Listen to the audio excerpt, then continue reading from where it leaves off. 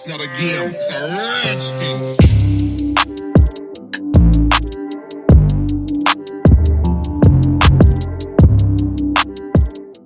Plantoides do meu Brasil e do mundo, tudo bem com vocês? No episódio de hoje do Meu Sonho Essa Planta é praticamente um especial da Gangue das Alocasia da Entre Raízes Botânica, exclusividade deles. E além de reapresentar a vocês cada uma dessas integrantes que compõem a gangue, eu vou falar também como eu estou cultivando e como elas estão agora depois de exatos 8 dias que elas chegaram aqui na minha florestinha. Vamos falar então de cuidado, de precauções, cultivo, para que você que adquiriu essas bichinhas ou tem interesse de adquirir, faça da melhor maneira e tenha um sucesso aí no cultivo, tá legal? Vamos primeiro então revê-las. As integrantes da Gangue das Alocasia. São 5 espécies diferentes, tá? Começando então com a Alocasia aslani. Esse aqui é o meu indivíduo, mas os mestres plantoides assinantes terão a oportunidade de ganharem sorteio agora, logo em breve, no final do mês de novembro de 2021. Vejam só, Alocasia aslani, essa descrição foi dada em homenagem a um colecionador de plantas chamado Aslan Pandai. Ela é uma espécie originária de Brunei, lá nas ilhas da Indonésia, certo? Quais são os diferenciais estéticos dessa planta?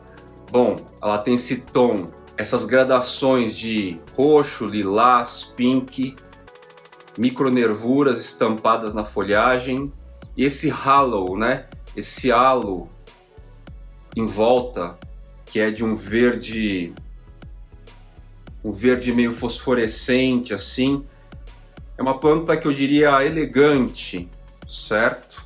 Na sequência eu apresento a vocês a Alocasia scalprum, e eu já posso dizer que essa é a minha preferida. Por quais motivos? Folhagem alongada, estreita, ela é imponente talvez, óbvio, é um baby, né? A gente está falando aqui de um indivíduo bastante juvenil, mas ela vai se tornar uma planta imponente, um escudo alongado, a lâmina foliar estreita, tem essas nervuras também que formam desenhos bastante interessantes na folhagem, na face adaxial da folhagem. O pecíolo, mesmo juvenil, aqui se mostra com umas cores mais escuras, uns pigmentos, algo que a princípio lembra a Alocasia zebrina. E esse carinha foi descrito em 1999, é bem recente. Sua origem é na Filipinas, provavelmente endêmico da ilha Samar. Exatamente, Ilha Samar, tá? Provavelmente. Alocasia scalprum. Próximo indivíduo, próximo integrante da gangue das Alocasia é a Alocasia cuprea Red Secret. Provavelmente ela seja um cultivar da Alocasia cuprea. A diferenciação, como os meninos da Entre Raízes Botânica já mostraram, são os tons. Ele vai puxar para tons mais vermelhos, avermelhados, tanto na face adaxial quanto na face abaxial. E o Marco utilizou um termo interessante, que eu não vou lembrar agora, mas lá no vídeo do canal da Entre Raízes Botânica ele expressa, certo? A Alocasia cuprea tem origem em Bornéu, também lá nas ilhas da Indonésia. Alocasia melo. Vocês vão notar que ela é menorzinha, mas isso é uma proporcionalidade já evidente, porque ela vai ficar menor em relação às demais. Pelo que eu andei estudando e pesquisando, as folhagens vão ficar mais ou menos do tamanho da Black Velvet, não cresce muito, né? As demais ainda expandem. Essa é uma outra que eu acho bem interessante, assim como a Scalprum. A folhagem adulta fica bem distinta. Eu gosto dessa palavra porque ela se diferencia bastante em relação às demais Alocasia, tá? Esta espécie é nativa de Bornéu e da Indonésia. Em Bornéu parece que fica na região de Sabah. Você vê que todos esses carinhas, todos esses integrantes da gangue são lá da Ásia, da região das ilhas da Indonésia, Malásia e etc.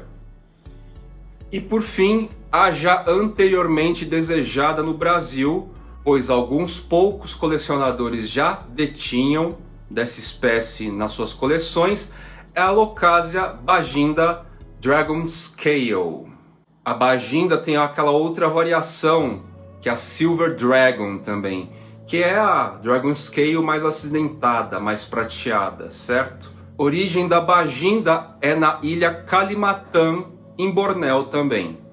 Lembrando que todas as Alocasia, inclusive a amazônica, são originárias daquela região da Indonésia, Malásia, as ilhazinhas lá, próximo do Japão, da China, da Coreia, da Tailândia e tal, certo?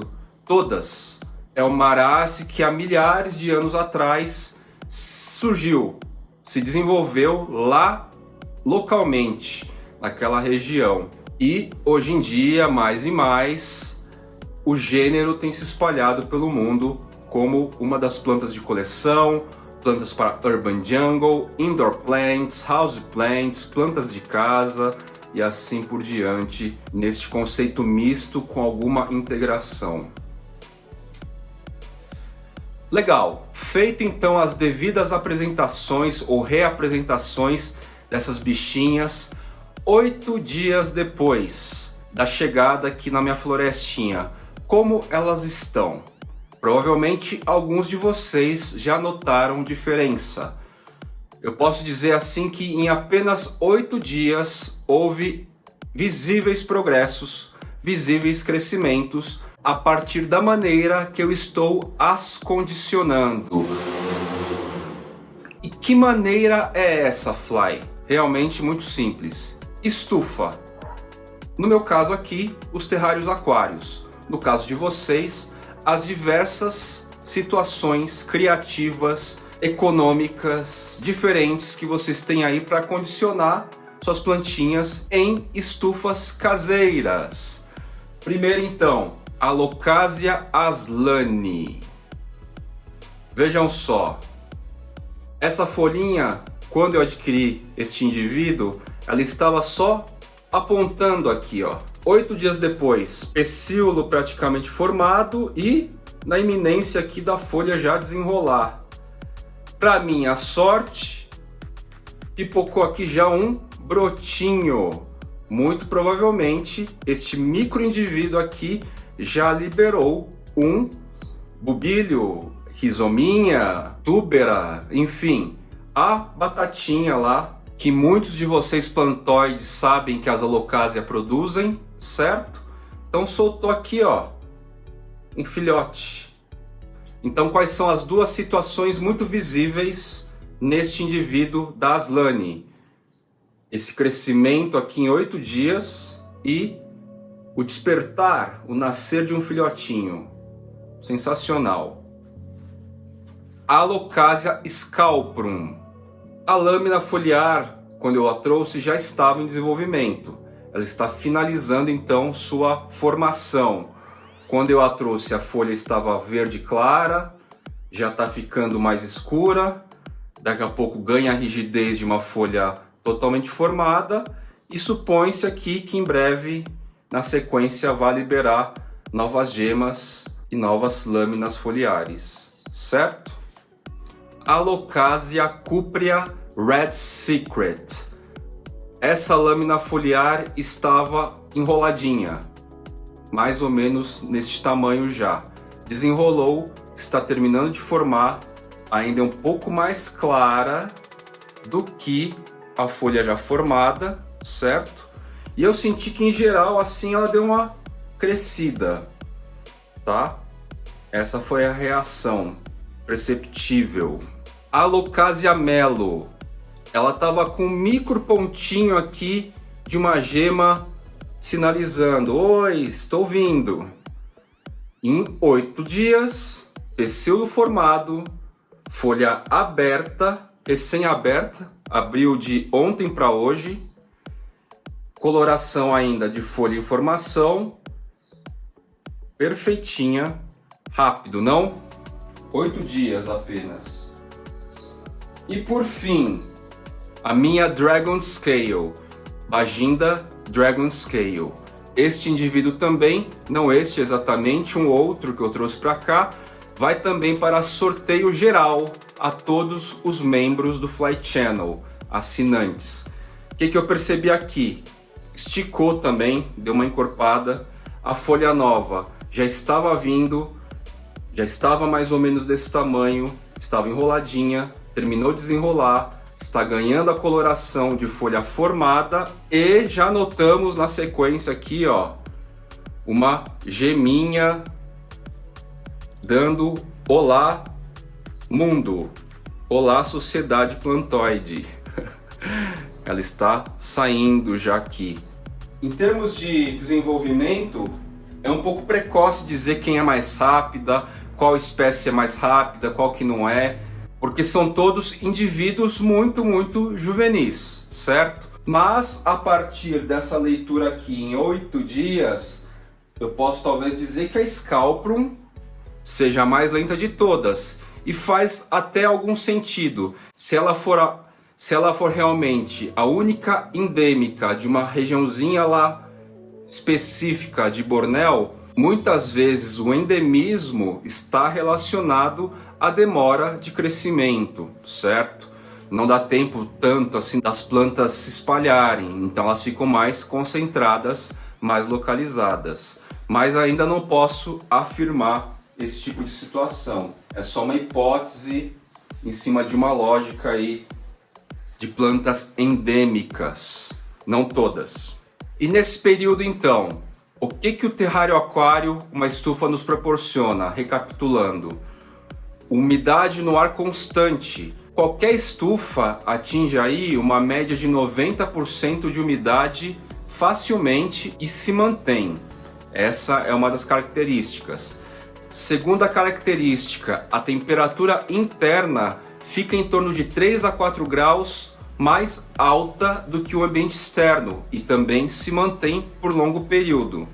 A iluminação que eu utilizo é a artificial Full Spectrum, próprio para aquário plantado low tech, ou seja, aquários plantados basiquinhos, das plantinhas de aquário, das plantinhas subaquáticas, as mais fáceis de cuidar, porque as Arace, por serem plantas de subbosque, não requerem uma luz pesada, uma luz que simule sol pleno. Se você não quiser comprar este tipo de equipamento porque não se encaixa a sua estufa caseira, porque é caro e tal, você pode deixar numa LED bulbo ou deixar num lugar bastante claro, sombreado e claro.